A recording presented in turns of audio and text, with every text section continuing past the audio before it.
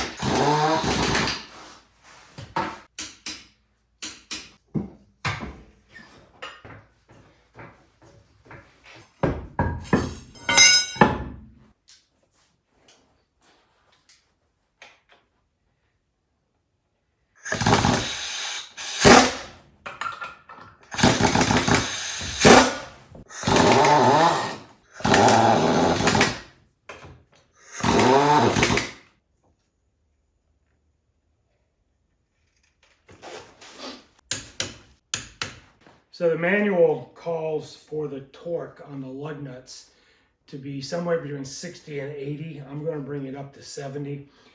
I stopped at 50. Right now I'm going to let them rest there for just a few moments. Then I'll bring it up to 70, and that'll be our final torque.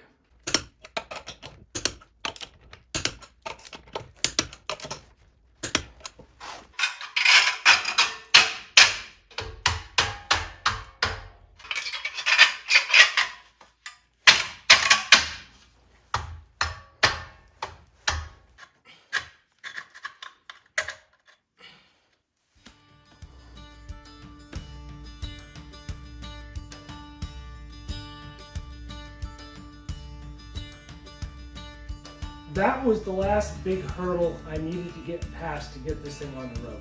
Next week we're going to register it, and if the snow stays away, if the weather stays good, we're going to take it out for its first drive.